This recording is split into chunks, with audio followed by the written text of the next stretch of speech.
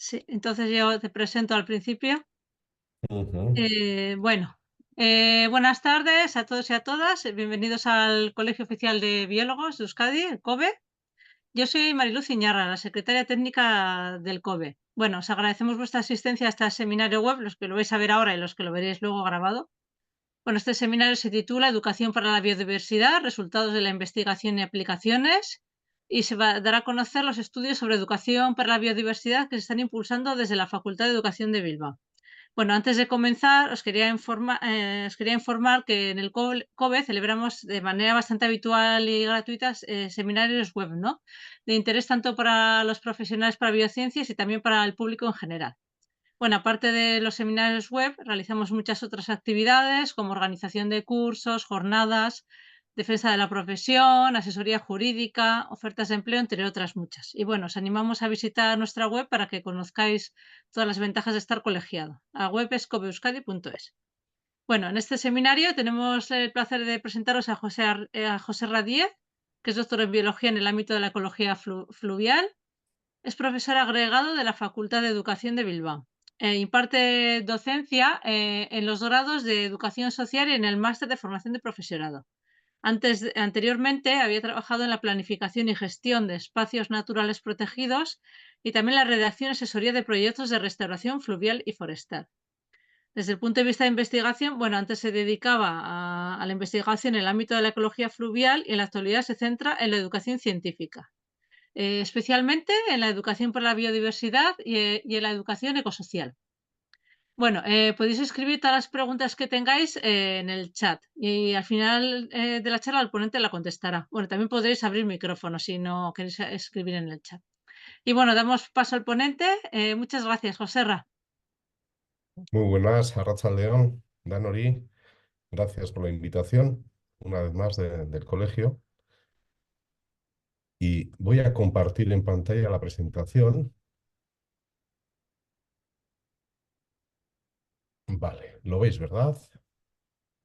A ver, espera, sí. Vale, a No ver sé si es si... pantalla completa o... si en mi caso está completa, sí. Ujú.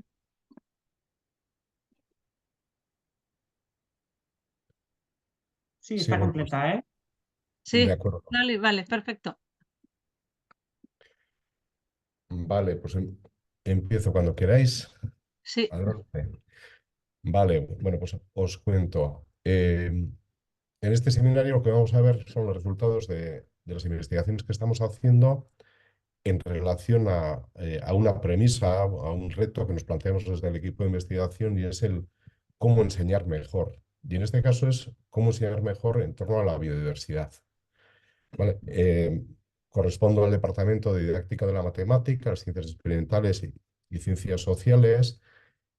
Muchas veces, bueno, esto de la didáctica y demás, hasta que no entramos en un departamento de este estilo, pues se nos queda un poco lejos. Y bueno, en resumidas cuentas, se trataría de estudiar y de concretar o proporcionar recursos, información para esto que comentaba, ¿no? Para cómo enseñar mejor.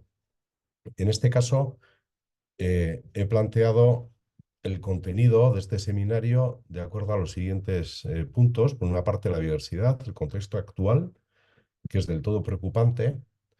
¿En qué consiste esto de la educación para la biodiversidad?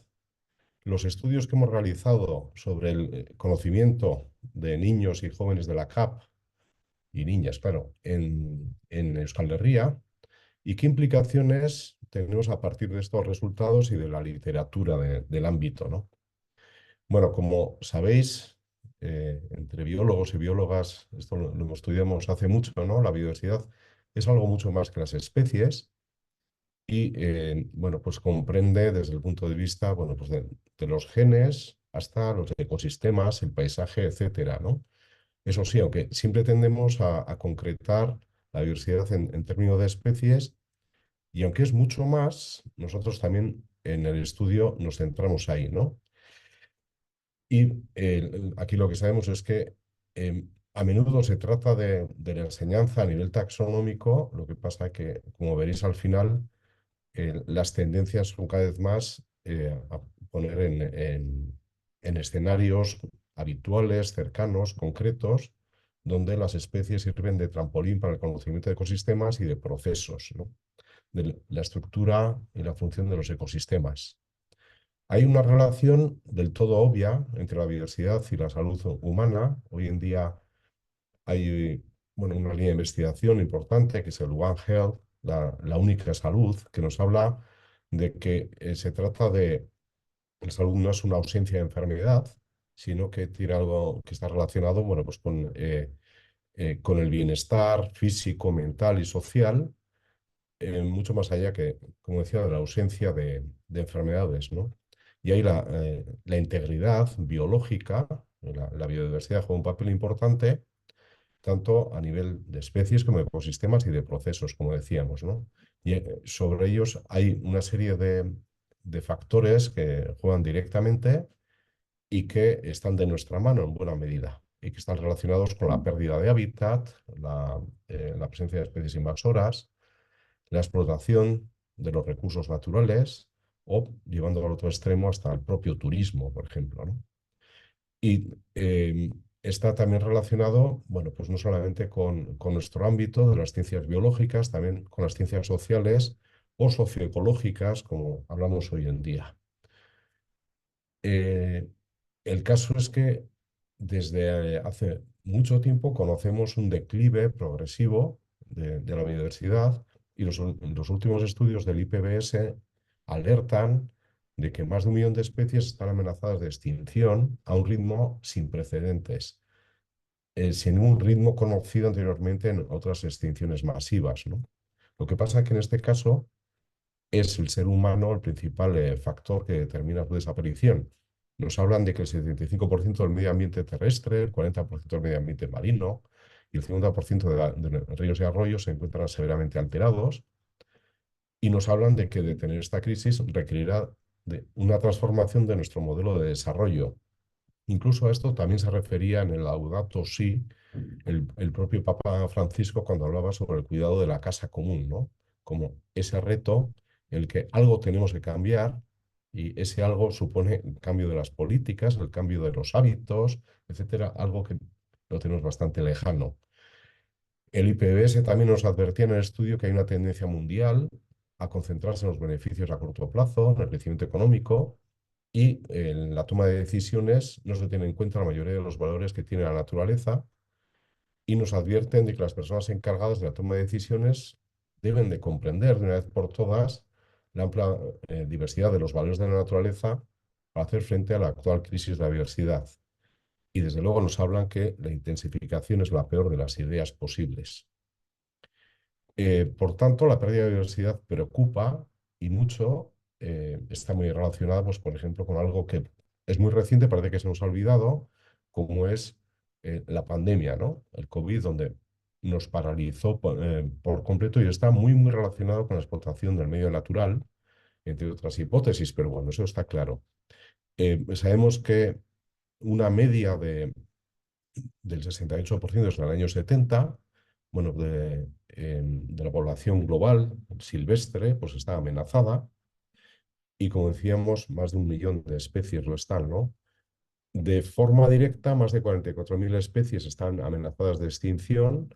Los anfibios son los grandes perdedores en todo esto, así como los grandes mamíferos, especies de coníferas, aves, etcétera, y estamos viendo un declive sin precedentes. A nivel continental, los diferentes continentes, vemos que, por ejemplo, en Latinoamérica y Centroamérica el declive avanza a una velocidad terrible, pero en Europa, en la vieja Europa, también está muy amenazada, ¿no?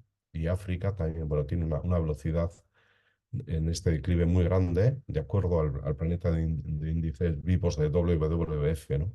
También conocemos, y esto es algo que hemos estudiado desde hace mucho, incluso en la carrera, yo creo, y es que hay 4 mecanismos principales de la pérdida de biodiversidad y que están relacionados con la acción humana: la destrucción del hábitat, la alteración, fragmentación, la sobreexplotación, la introducción de especies foráneas, así como la extinción de segundo nivel y cadenas de extinción que son más impredecibles y están relacionados con otros cofactores, como el cambio climático, la contaminación, etcétera. Y bueno, hemos tenido las tractoradas hasta hace bien poco, pues por ejemplo, estamos haciendo o escuchando a menudo una lectura bastante parcial en la que se nos habla de que las limitaciones que establece Europa son el principal hándicap, ¿no? Entonces la intensificación parece que vuelve a estar encima de la mesa.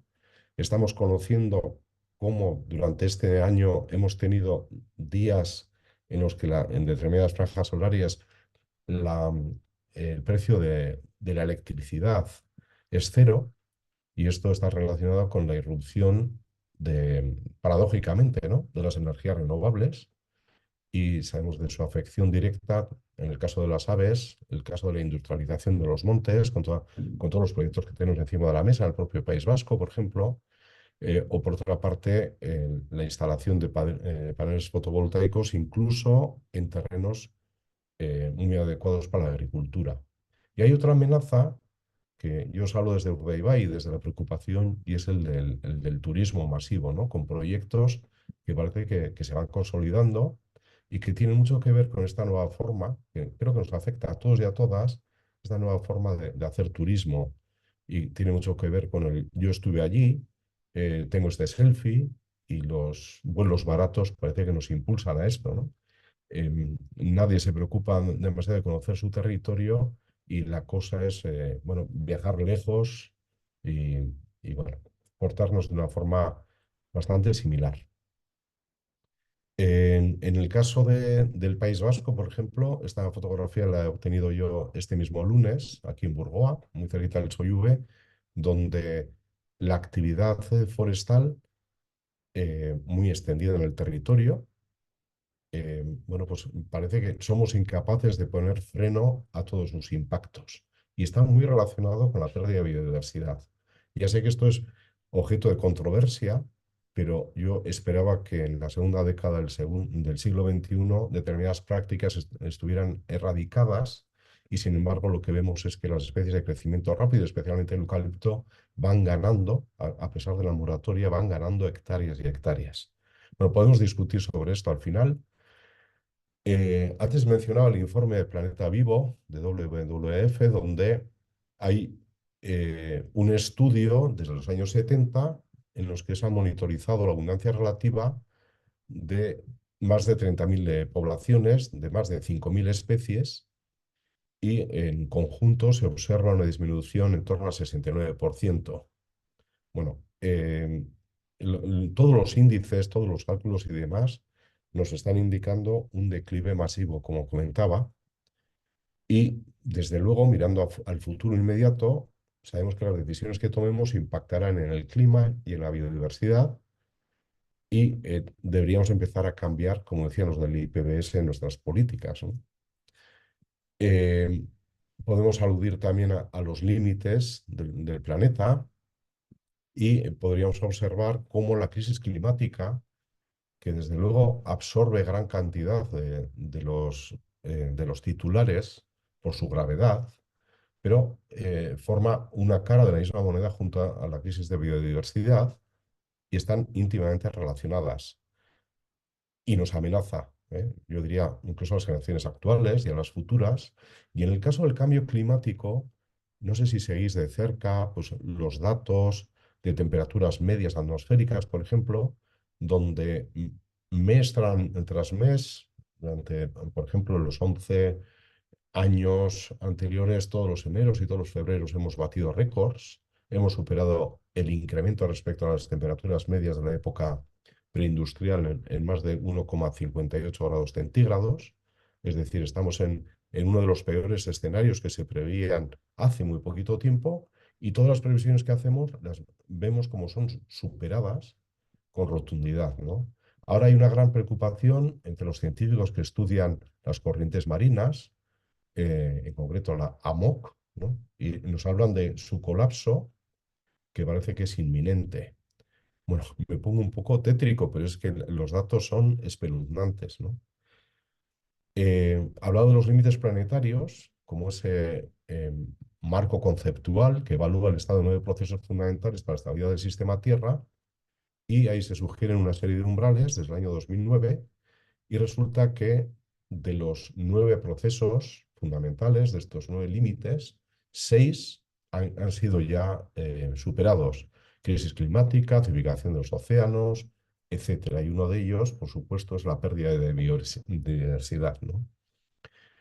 Eh, pero claro, esto no es solamente algo que está a nivel planetario y no nos atañe, sino que está muy relacionado y que hay más estudios que nos hablan que la superación de los límites físicos provoca indefectiblemente impactos sociales y que la combinación de la base social y el techo medioambiental, los límites del planeta, dan lugar a un espacio en forma de donuts donde lo que tenemos es que el espacio seguro y justo para la humanidad, para que prospere, bueno, está muy limitado.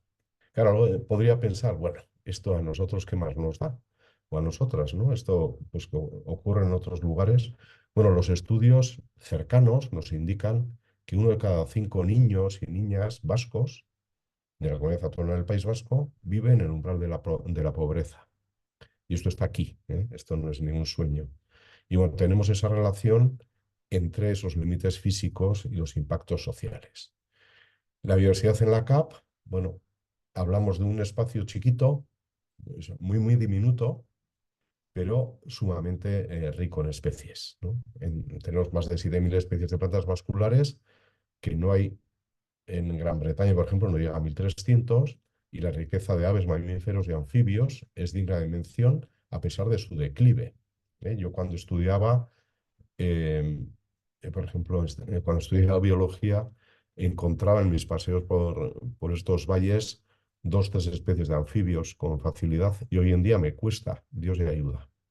Hay varios factores que determinan esta riqueza y es nuestro contexto geográfico, que estamos a caballo entre 2 ámbitos y que es un lugar de paso natural por su cercanía a la cordillera pirenaica y es un territorio abrupto con un gradiente altitudinal, bueno, grande, abundancia de hábitats y condiciones.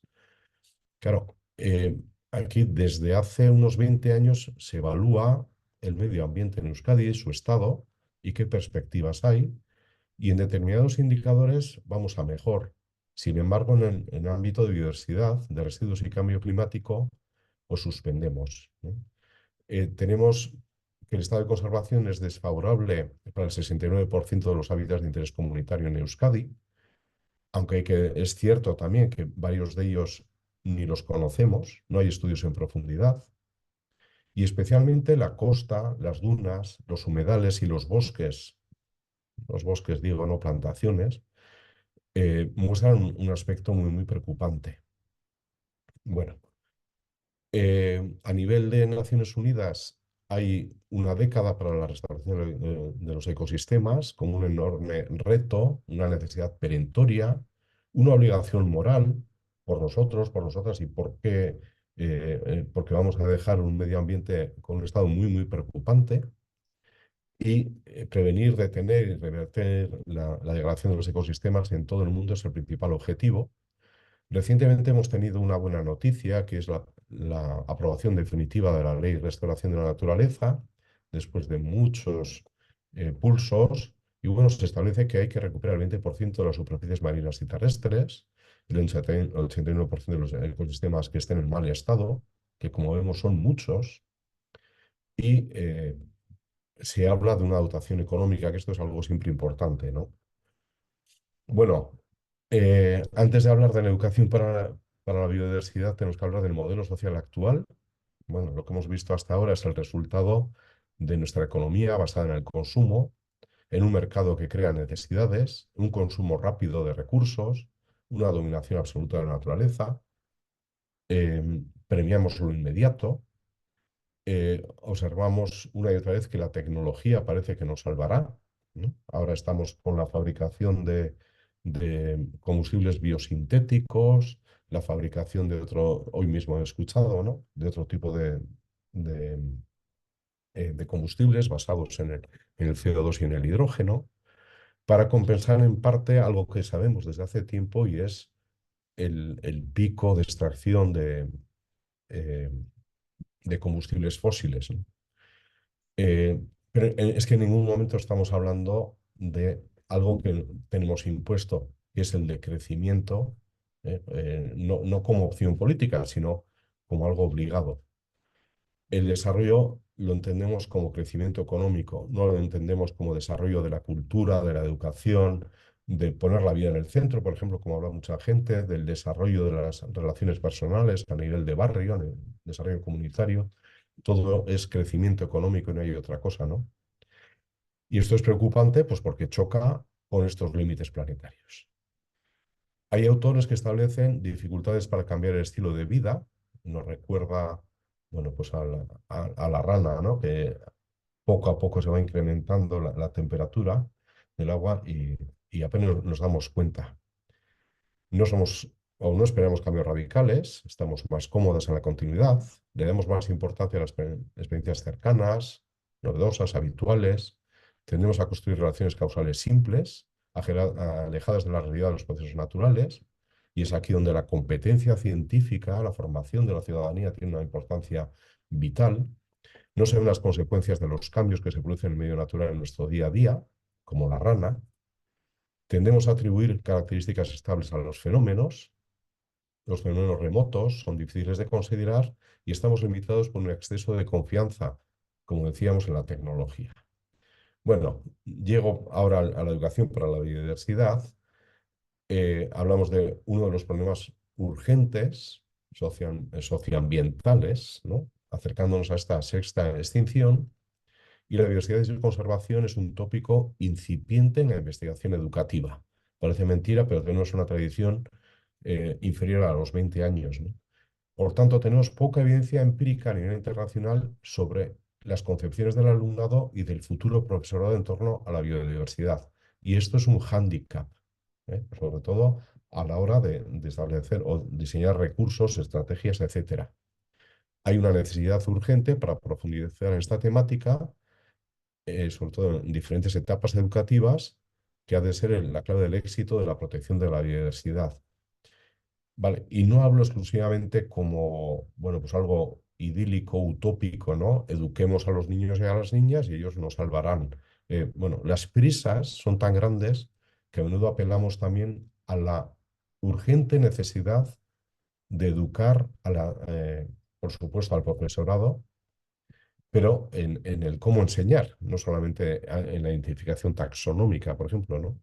Pero educar también a las personas que están tomando decisiones. Y esto es fundamental, por las prisas, ¿no? En el ámbito de la educación para la diversidad, el conocer ideas, intereses y actitudes del alumnado y futuro profesorado es fundamental para conseguir una adecuada comprensión de la importancia de los factores socioculturales y crear estrategias educativas contextualizadas acordes con las comunidades focales que mencionamos, ¿no? Las causas y soluciones de la pérdida de diversidad se deben, como sabemos, a factores directos que nos hemos mencionado, que es la explotación del medio natural, en resumen, factores directos e indirectos, pero hay entre los factores o los impulsores indirectos, en estos drivers, están los socioculturales, valores, normas, las creencias y, por supuesto, la educación. Y claro, nosotros nos dedicamos a esto y es donde nos centramos en la investigación, ¿no? Sabemos que la educación para la diversidad se ancla en la educación científica, es un ámbito que corresponde tradicionalmente a la educación ambiental y dentro de educación para la diversidad, como mencionaba al comienzo, la alfabetización en especies es el principal o el primer peldaño, ¿vale? Como el lugar de conexión después con los ecosistemas, procesos, etcétera. Sabemos que un conocimiento no profundo en torno a las especies es el primer paso, conocer el nombre de las especies, sus características, así como entender conceptualmente qué es una especie, y sabemos que además es un fuerte predictor de un conocimiento más profundo, que es el que deberíamos alcanzar en términos de autoecología de las especies, origen, hábitat, dieta, comportamiento, ciclos de vida, adaptaciones al medio, etc. Por tanto, hay un primer paso que consiste en esa alfabetización inicial de las especies. ¿Y cómo conocerlo? Pues a través de el conocimiento que atesoran las personas. Por ejemplo, el listado de especies que tienen en mente, qué familiaridad presentan, si las conocen, si han tenido contacto o no. ¿Vale? Menciono esto como los primeros anclajes que mencionamos nosotros a la hora de adentrarnos en esta línea de investigación. Eso sí, sabemos que la ciudadanía de los países occidentalizados son poco conocedores de la fauna local. Y en la literatura se han reportado, en este sentido, varios fenómenos que se repiten una y otra vez y que en el País Vasco los hemos podido constatar. Por una parte está la extinción de la experiencia. Cada vez vivimos en mayor desconexión con la naturaleza. No necesitamos salir para alimentarnos ni tan siquiera para coger leña. Y estamos pegados y pegadas a una pantalla. Hay una ingenuidad respecto a la biodiversidad. El síndrome de Bambi, por ejemplo, tiene aún un peso importante. Hay una disparidad en el conocimiento de especies y la primera es la disparidad en torno a las plantas o es la ceguera hacia las plantas, algo que cada vez se está investigando más. Hay una ceguera respecto a las especies nativas y respecto a los biomas. Y es esto donde nos estamos centrando, como veréis a lo largo de determinadas investigaciones. Lo que sí que está consolidado y muy probado es que las actitudes y comportamientos ambientales comienzan a desarrollarse en torno a los 7 años en niños y niñas, aumentan hasta los 10 y luego se igualan y van disminuyendo. Y por otra parte, al igual que el interés, ¿no? Y sin embargo hay una tendencia similar, bueno, digo, hay una tendencia similar en las habilidades de identificación de especies. Es alucinante la capacidad que tienen los niños para ordenar, para identificar especies cuando existe un interés. Y después se va perdiendo. Esto nos indica que tenemos que empezar a actuar en edades tempranas y después mantener este interés. Hay un estudio que es del año 2002, que se realizó en Inglaterra y que se centraba, bueno, preguntando algo así, ¿no? ¿Conoces las especies de la imagen? Son Pokémon. Hicieron un estudio en el que listaban 10 especies, proporcionaban 10 imágenes de 10 Pokémon y 10 especies de animales y plantas comunes en el Reino Unido. Y resulta que, bueno, pasan por una población de 4 años, de niños y niñas de 4 años y de 8 años. Y los de 4 años apenas conocían las especies y los de 8 años hasta un 78% eran capaces de nominarles por su nombre artístico, ¿no? Y sin embargo, en las especies de animales y plantas había un 32% con 4 años que los conocían y un 53% con 8 años. Bueno, los autores de este trabajo, que es un clásico, lanzaban dos mensajes clave. Por una parte, la capacidad innata para aprender, ¿no? Ingente cantidad de nombres a esas edades y de ordenar y demás. Y un segundo mensaje importante para conservacionistas y educadores, que encontramos mayor dificultad para la inspiración que los creadores de Pokémon, de los cuales deberíamos de aprender. Bueno, nosotros en la línea de investigación he puesto aquí varias publicaciones, bueno, en revistas internacionales, en una revista de la Universidad del País Vasco también. Tenemos alguna otra. Si alguien tuviera interés en concreto, bueno, pues podríamos facilitarlo. Y bueno, en la universidad ya sabéis cómo nos evalúan, ¿no? Y en qué ámbitos debemos de publicar y demás. Bueno, son revistas de prestigio donde bueno, hay un trabajo ingente por detrás para poder publicar, ¿no? Voy a escribir por encima los resultados para dejar al final un poco de tiempo para las preguntas y sugerencias y demás. Evaluamos, por una parte, la capacidad que tienen los estudiantes de secundaria para enumerar animales y plantas silvestres. En este caso, qué repertorio atesoran, ¿eh? en la mente. Cuando decimos, listen ustedes, ¿no? En un aula con unas condiciones similares, más de casi 1000 alumnos en las 4 provincias de Euskal Herria, y decimos, a ver qué capacidad tienen para nombrar, sin más, de forma séptica. Y 10 de animales y 10 de plantas. Y vemos, bueno, que hay especies que se repitan. Bueno, y esto cuando lo lo tamizamos según el tamaño poblacional de los colegios y escuelas donde hemos estado, aparecen resultados diferentes, ¿no? Por ejemplo, los mamíferos son las especies que más se repiten y entre las plantas aquellas que tienen flor. Los que menos se repiten son los invertebrados y entre las plantas, bueno, aparecen las gramíneas apenas mencionadas o los helechos o alguien habla de un ginkgo por ahí, ¿no? Cuando hablamos de qué preferencias tenemos, bueno, pues eh, radicalmente los niños y las niñas prefieren los animales y aparecen con mayor frecuencia especies domesticadas, ¿no?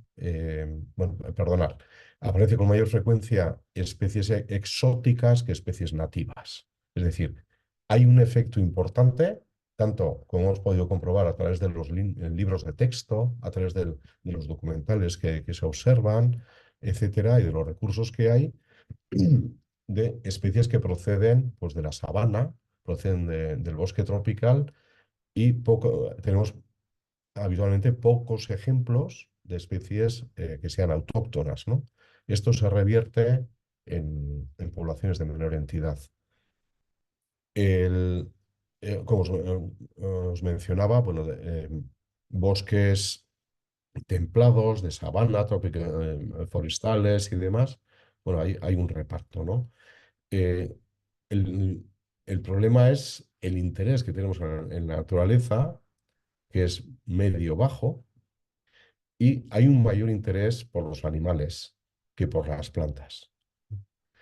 Eh, al enumerar los animales aparecen muchos que son ahora sí domésticos, decíamos mamíferos, aves, peces y anfibios, reptiles invertebrados con menor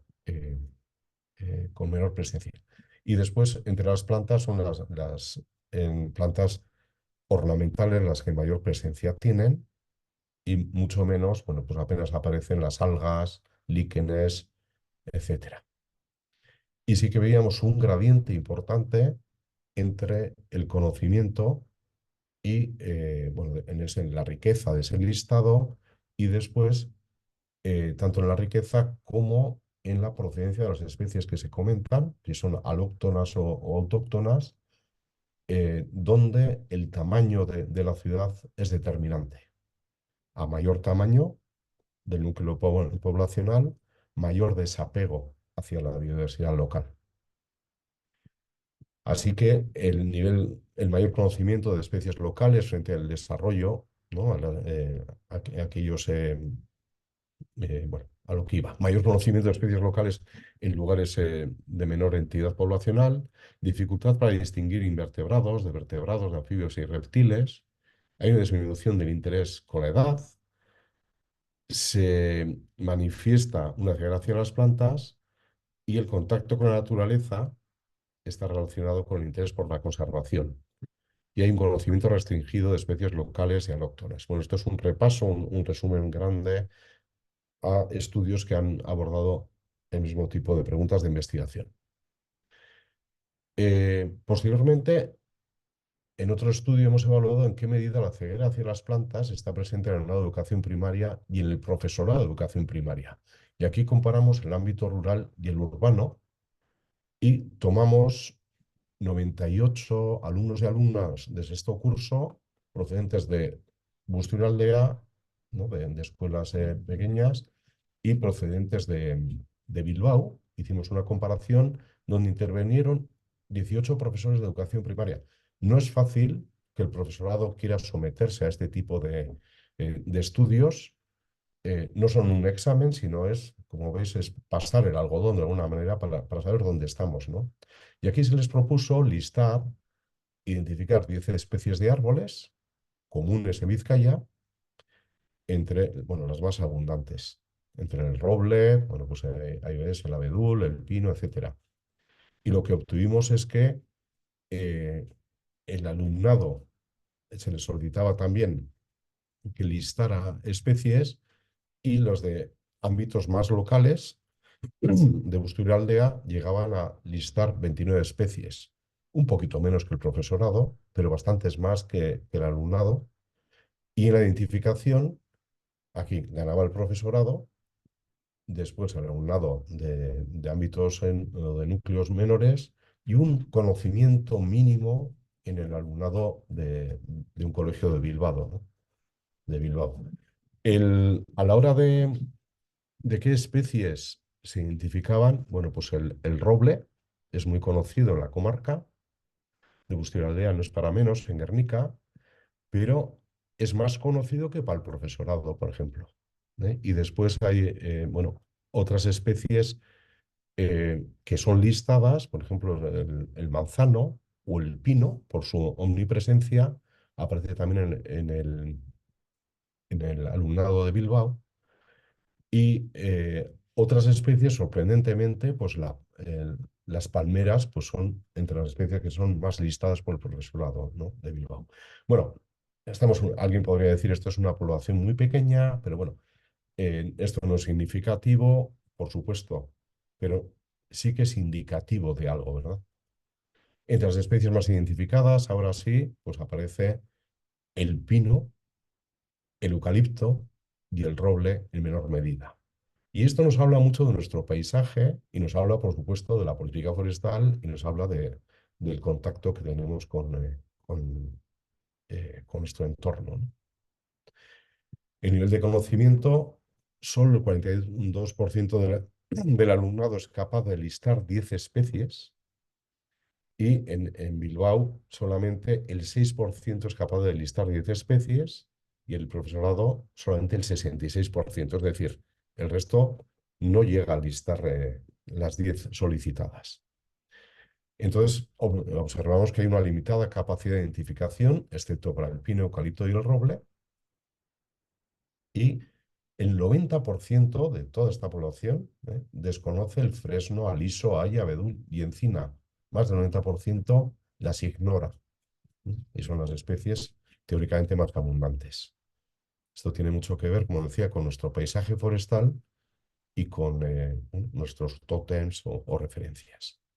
Otro estudio en el que evaluamos si los estudiantes de secundaria, en este caso, experimentan ceguera hacia las plantas y si este fenómeno puede interrelacionarse con la conceptualización y las actitudes hacia la biodiversidad. Y vemos que bueno, lo que evaluamos era el contacto con la naturaleza, el interés en la biodiversidad, autopercepción sobre el conocimiento de biodiversidad. Sí, conozco, me resulta cercano, sí, no. Otra cosa es, define entonces qué es biodiversidad.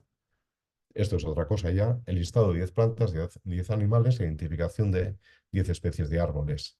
Bueno, y aquí lo que vemos es que lo que tenemos es el contacto con la naturaleza determina en buena medida cuál es la ceguera hacia las plantas, ¿no? O el conocimiento sobre la diversidad o su interés. Bueno, paso un poquito rápido de todo esto, pero el interés hacia las plantas y los animales es mucho menor hacia las plantas que hacia los animales. Hay alumnado de secundaria que, bueno, animales y plantas al tiempo sí que le parecen de interés. Y hay concepciones en torno al término de biodiversidad que están relacionados con el nivel educacional. Cuanto más adultos son las concepciones, y esto tiene mucho que ver, bueno, pues con el desarrollo cognitivo, las concepciones son más elaboradas. Al igual que sobre la importancia de la biodiversidad. Bueno, doy un salto porque me enrollo, si no, los resultados hablan que la comprensión respecto a la diversidad está correlacionada con el nivel de conceptualización de la diversidad y la comprensión de su importancia, y también las relaciones con la comprensión del concepto de diversidad y esos aspectos del plant blindness, ¿no? De la ceguera hacia las plantas.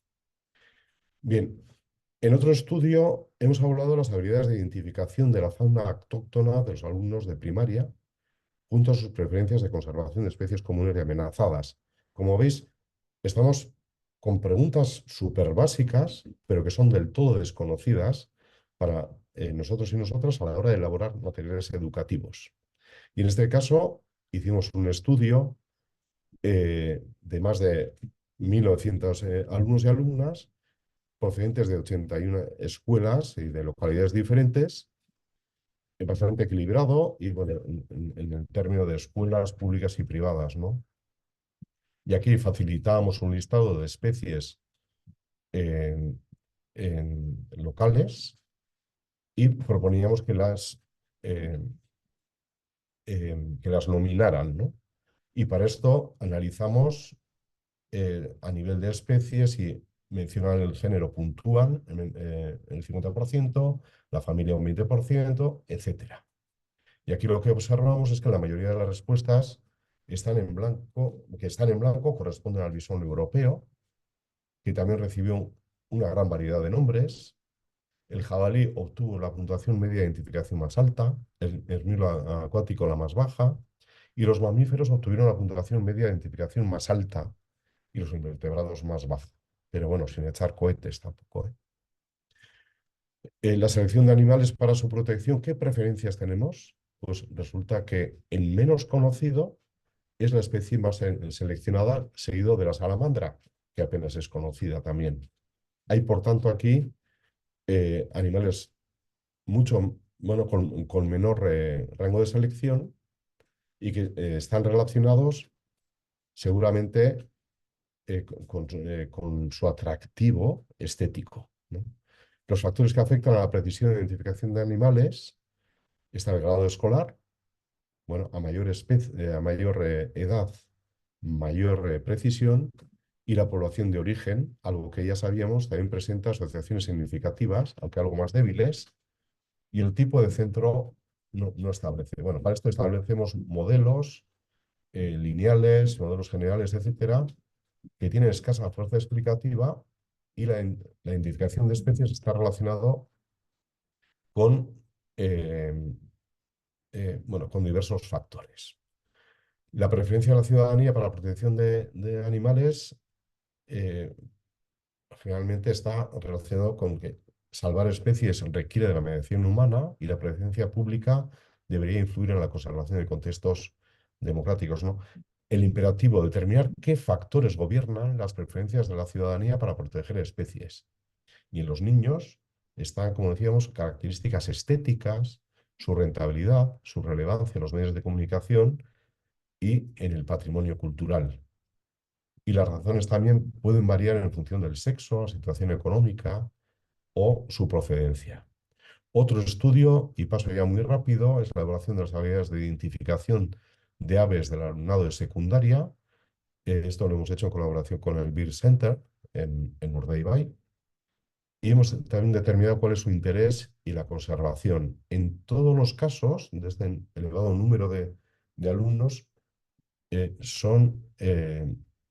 un test realizado con posterioridad a la visita y lo más novedoso de este estudio es que establecimos eh, una regresión entre el tiempo transcurrido en la visita y el grado de acierto en la identificación de especies. Y es algo significativo. Por tanto, podemos sacar diversas lecturas de todo esto, así como que la identificación de especies, bueno, en general es pobre, pero aquí elaboramos otro tipo de índice y lo que sabemos es que las especies más mencionadas, por ejemplo, son los patos, ¿no? Pero son parcialmente correctas estas identificaciones, ¿no? Hay otras como los gansos que, bueno, son más conocidos, o la estrella que fue de este programa de educación, que fue el águila pescadora.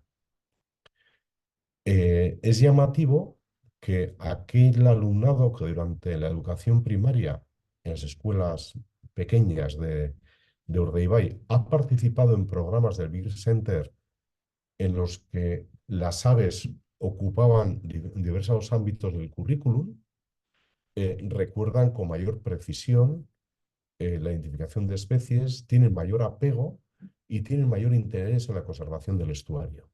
Esto nos habla, por tanto, de la necesidad de intervenir desde edades tempranas y no únicamente en la identificación de especies, en un acercamiento puntual, sino en su integración curricular. que puede ser desde las matemáticas, las ciencias sociales o el inglés, a través, por ejemplo, de las comunicaciones que establecen estos niños y niñas con otros colegios de, del norte de Europa que tienen especies comunes, ¿no? Y que comparten rutas migratorias.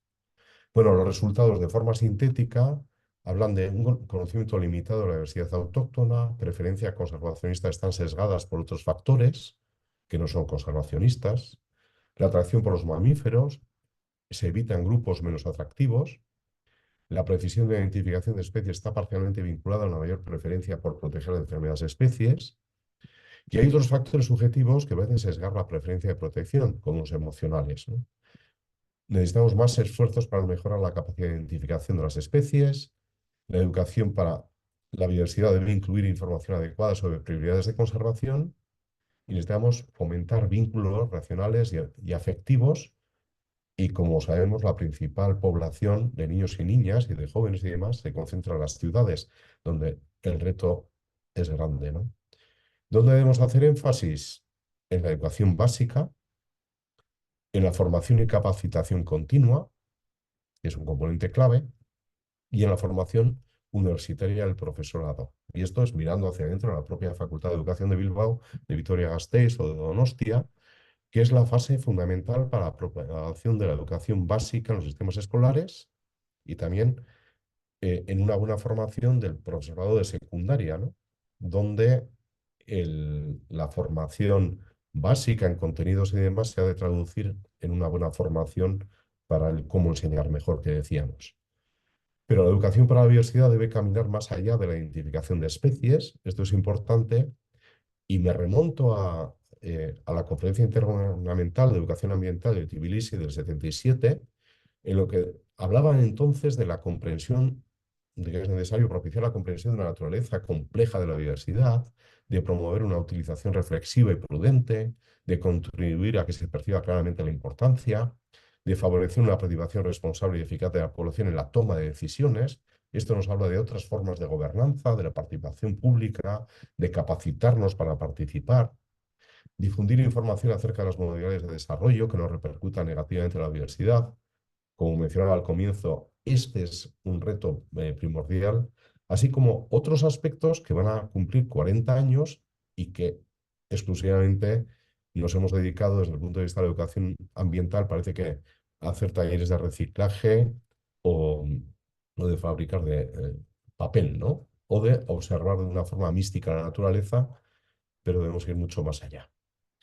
Hay elementos clave para una formación de una ciudadanía crítica y responsable y que podemos obtener a partir de la educación para la diversidad en el contexto de la educación para la sostenibilidad y que habla del desarrollo del conocimiento y conciencia sobre la importancia de la diversidad, la problemática asociada a su pérdida y la necesidad de conservación, aunque, como decíamos, como la rana, no lo constatemos, salvo que estemos muy implicados en el estudio y seguimiento, la contribución para el desarrollo de las competencias personales para vivir de un modo más sostenible.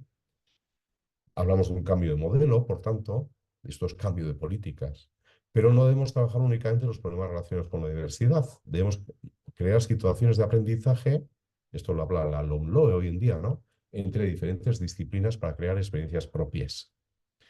La literatura, voy terminando, nos habla de que el aprendizaje a lo largo de la vida es importante para el desarrollo de la competencia científica, que tenemos que centrarnos en problemáticas cercanas y controversias sociocientíficas, que son muy productivas. Igual no es tan interesante hablar del jaguar o del tigre y nos tenemos que centrar en las problemáticas que tenemos a nivel local, que son muchas. Que la metodología basada en problemas proporciona mayor rendimiento. La indagación es hoy en día uno de los paradigmas y para esto nos tenemos que formar como profesores. Tenemos que garantizar el aprendizaje en torno a la diversidad, conocimiento en torno a las especies, su identificación y vida, que son aspectos básicos, pero como decimos, en una trama más compleja, y atender a que el interés por la naturaleza va disminuyendo con la edad y que la educación primaria es ideal. Pero bueno, como biólogos y biólogas, generalmente aquellos que estamos implicados en la educación, estamos en el ámbito secundario, donde tiene su relevancia. Hablamos hoy en día de la importancia fundamental de la investigación, en el cómo enseñar mejor, ¿verdad? Hay un documento que nos habla de enseñar ciencia con ciencia, no se puede hacer de otra manera, y habla sobre todo, como decía, de la indagación. Y aquí tenemos un amplio abanico, pero que debe servir para implicarnos. No vale en la pizarra o una proyección maravillosa de especies, sino tenemos que implicarnos en la ciencia ciudadana y la creación de comunidades, en el conocimiento compartido, en el activismo, en la acción. La inteligencia artificial con un buen uso, como vamos a ver ahora, tiene una utilidad de mucha importancia, que sea una educación cercana al territorio, donde la custodia del territorio se ha probado, cuando implicamos a las comunidades y demás, que tiene una importancia capital. Tenemos experiencias como la red de humedales, las escuelas que va creciendo, donde las tres universidades del País Vasco están muy implicadas con Aranzadi, y una amplia red de centros de primaria y de secundaria. Y hablaba de la inteligencia artificial con recursos como iNaturalist, PlantNet, o podemos obtener fotografías directamente a través de Android o el iPhone, saber de qué van, más allá de llevar grandes guías dicotómicas al aula y volvernos locos y locas, ¿no? Bueno, estos son recursos que debemos imbricar, es decir, en situaciones de aprendizaje y, sobre todo, que pongan en conexión actividades también fuera del aula. Y para dejar 5 minutos para las preguntas, me he extendido, lo siento. Os agradezco vuestra atención y, bueno, estas son las personas que conformamos el equipo de investigación, tanto en Bilbao, Vitoria-Gasteiz y Donosti. Y, bueno, con Ollana Barruti, Aritze Ruiz, Oyer, Pedrera y Unai Ortega. Lo dicho, eskerrik asko.